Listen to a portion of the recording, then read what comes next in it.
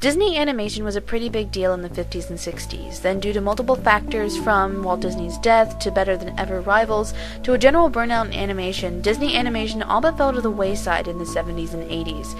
Even the Disney studio itself was putting less and less faith in their animation department as they began producing more live-action material. By the mid-80s, the animation department was in dire straits. The Black Cauldron bombed big time, and it looked as though the department may actually be in danger of shutting down. They were even exiled off the main Disney lot in Burbank. They needed a hit, a big hit, and luckily they got one. In 1989, The Little Mermaid was released, and from then on, Disney never looked back. This period of the 90s is called the Disney Renaissance for good reason. They consistently released hit after hit after hit, and not only succeeded at the box office, but resounded with audiences and critics alike. This is the era that people my age know Disney by, and it's the era that cemented Disney not only as an animation or film powerhouse, but as an empire. Join me as I talk about my personal favorite era of Disney animation, spanning 10 films in 10 years. This is the Disney Renaissance. Number 10, Pocahontas. Let me start off by saying that none of the movies released during the Disney Renaissance are bad. However, some are obviously stronger than others.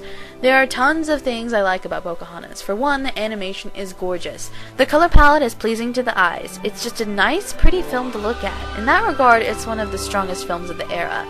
Don't even get me started on the music. Alan Menken, who had been working for Disney since The Little Mermaid, along with songwriter Stephen Schwartz, once again brought some beautiful gems to the table. Mr. Menken has yet to disappoint me. However, of the 10 films released during this era, this one is by far my least favorite. The problem with this movie is that very few of the characters are actually engaging. I liked Pocahontas okay, but there was nothing about her that really stuck out to me. Radcliffe is an alright villain, I suppose. He does have a catchy song at least. Thomas, who is actually my favorite character in the film, is just a minor supporting character. The worst character, though, is John Smith. There's just something about him I don't like. He has the personality depth of a thin piece of paper. His character design is just so uninspired, and I thought Mel Gibson kind of phoned it in. I did not care about him in the least, and making you not care about one of the leads you're supposed to be caring about is one of the worst things a film can do. But I digress. The film has some really great elements, but just great elements can't make a film great.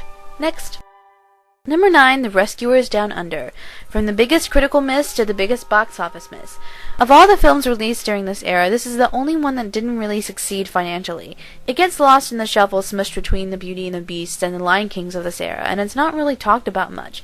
It's kind of forgotten and severely underrated. I even debated whether or not to include this film at all, but it is part of the era, so I have to talk about it. All I have to say is, why didn't I see this film sooner? While it doesn't have the gravitas of some of the other films released during this era, this film has some really bright aspects to it. Firstly, it is absolutely gorgeously animated. It might have some of the best animation of the era. The animators really put some hard work into this sequel. Secondly, and more importantly, it fixes the problems of the original film while still keeping what made the original good. The original Rescuers was slow at times, but this film is fast and action-packed. It felt like it only lasted half an hour, not an hour and a half. But it also gives you the still charming characters of Bernard and Miss Bianca. You still enjoy them here. Even in a much different setting, they still work as characters. The new characters I found much more enjoyable compared to the original film.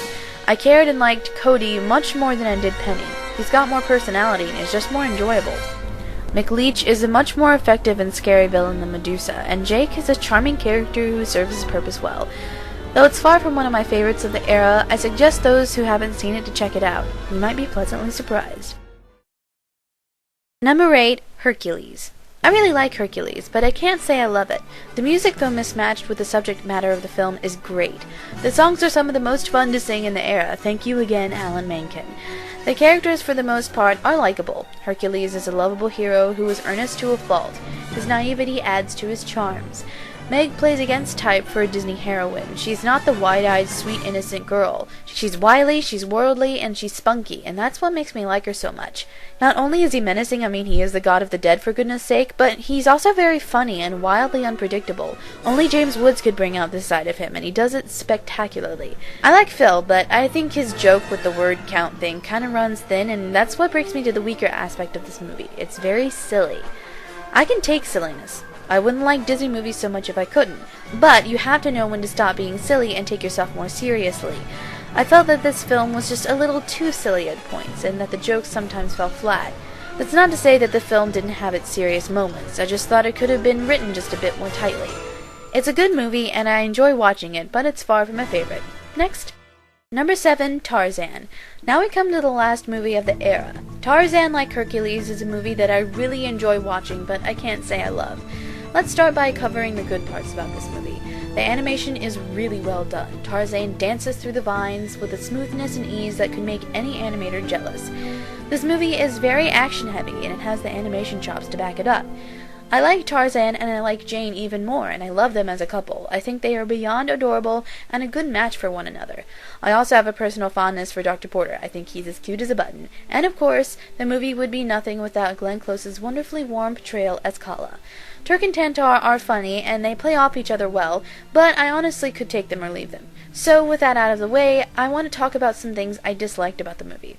Firstly, I found Clayton a rather weak villain. His motivation is kinda cliché, and I never really felt that he was all that threatening. But he did get one of the most gruesome deaths of any Disney villain, so there's that. Lastly, I want to talk about the music. Now, before you click away from the video with disgust and anger, let me say that I found the songs as a soundtrack really good. They're catchy and fun, and Phil Collins did a nice job with them. However, I think I would have preferred this movie be a musical rather than a series of musical montages set to Phil Collins' voice. There's not much of a connection between song and movie, and I really wish there was. I would have loved hearing Tarzan's own take about his new experiences, or how Kala felt as she held baby Tarzan for the first time, not how Phil Collins says they felt. I have a few gripes about the movie, but I certainly wouldn't say no if someone told me I was going to have to watch it again. In fact, I'd do so happily. Number 6, Mulan. There's a lot to appreciate about Mulan. Firstly, the animation style fits very well with the East Asia theme, with the beautiful watercolors and even the way the characters and backgrounds are designed.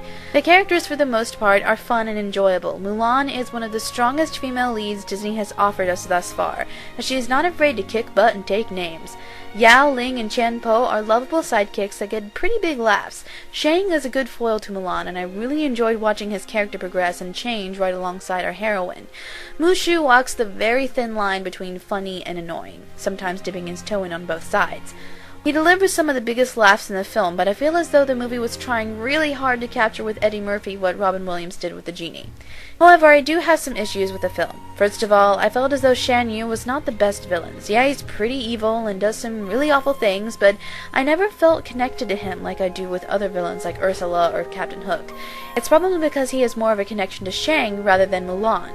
My other problem is the songs, rather the lack thereof. Don't get me wrong, I love those songs. Make a Man and a You Gets Me Pumped. I just wish there was more. For a quote-unquote musical, it's very sparse, even by Disney standards. It only really has 4 songs. Despite the rather nitpicky problems, it's a really fun, inspiring movie that I will gladly watch again and again. Thanks for watching. Stay tuned for part 2.